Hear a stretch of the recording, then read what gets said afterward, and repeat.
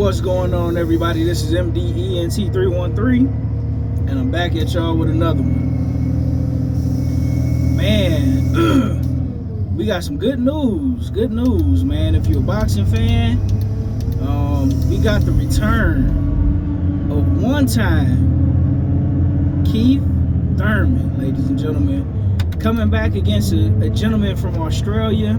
I'll be honest with you, I've never seen Jarvis fight anyone, but word going around is that he's an Australian knockout artist, right?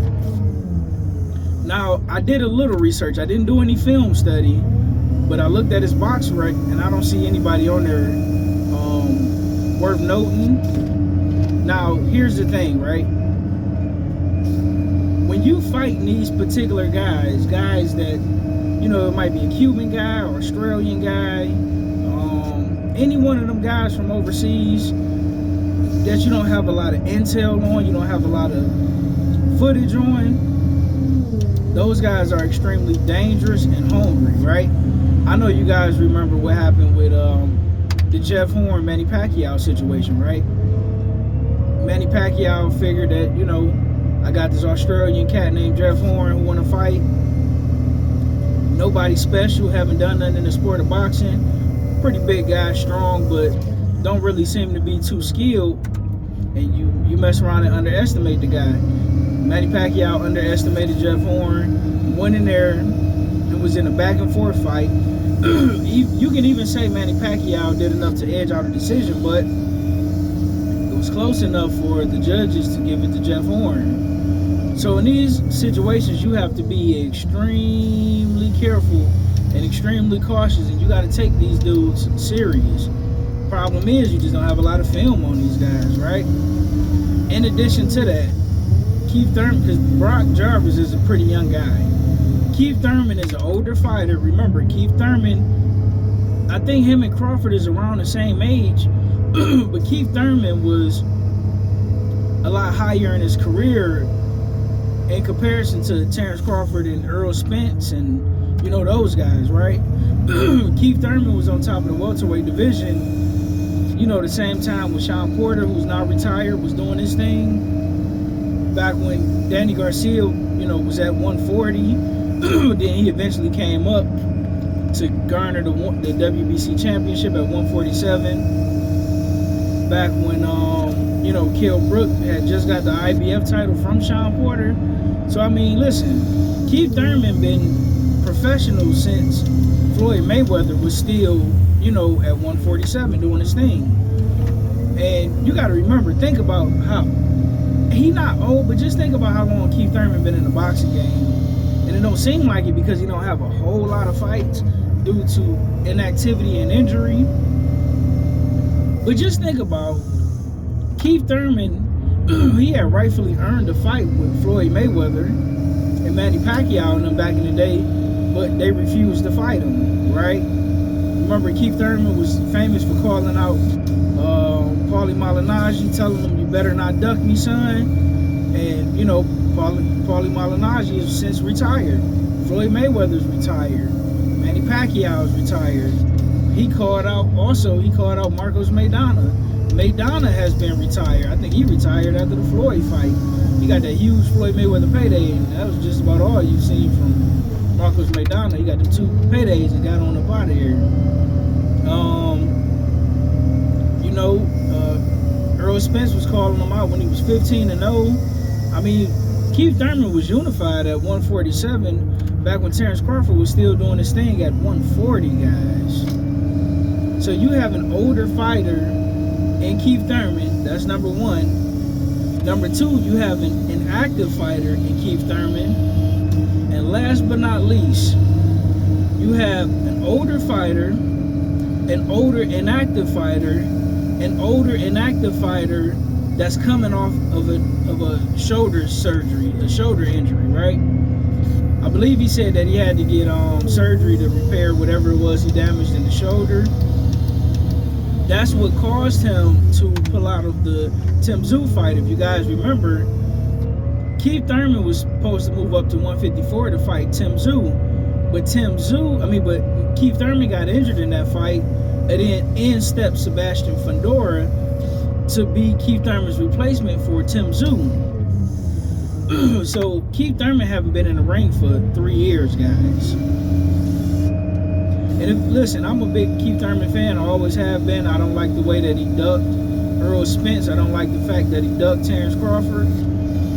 And I remember he was saying at a point in time, when he get on top, he's not gonna do the same things that, you know, guys like Floyd and Pacquiao were doing, where, you know, they started cherry picking guys and, you know, acting funny once they got on top. They didn't want to fight the top contenders or unify with other champions like that, right?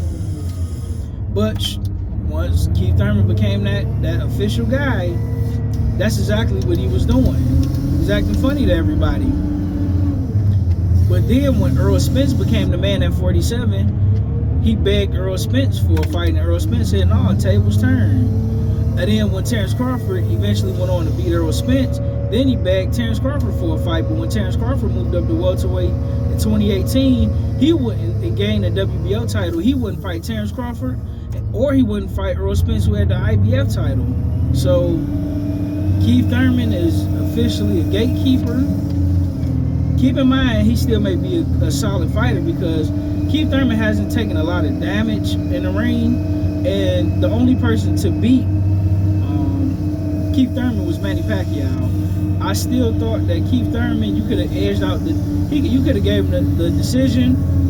I think he was still winning the fight, even with that early knockdown in the first round. But where I slightly kind of edged it for Pacquiao was Keith Thurman. He was coming on strong. He was doing good. He was boxing Manny Pacquiao beautifully. He was hurting Manny Pacquiao. But in the 10th round, Manny Pacquiao blinded him with the left, and he hooked him off to the body with the right. I mean, yaka! Had Keith Thurman moonwalking, trying to get up out of there in the 10th round. Manny Pacquiao went in there, beat the brakes off of him. In comes the 11th round, Keith Thurman. He started off slow, but he started to get his bearings back together and started, you know, giving Pacquiao some more work. But by the end, it was too little, too late, too much of a deficit, and I believe they scored the fight for Manny Pacquiao 7 rounds to 5. Then Keith Thurman, I'm trying to think, he fought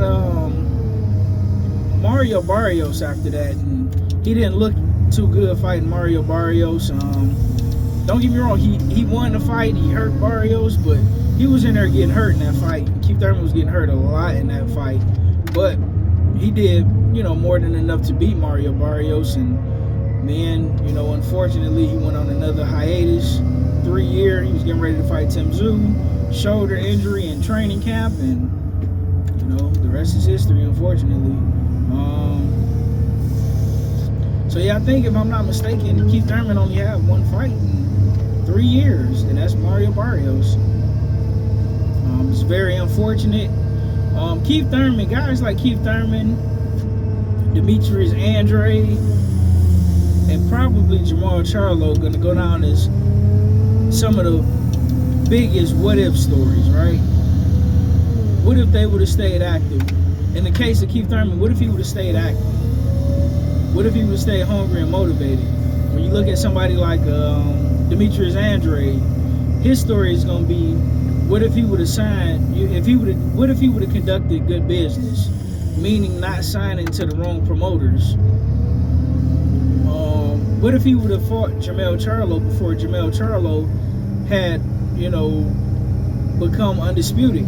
Because he pulled out of. They were supposed to fight. I forgot what year it was, but Demetrius Andrade ended up pulling out. I think the last couple of weeks of the fight, that the fight was supposed to happen.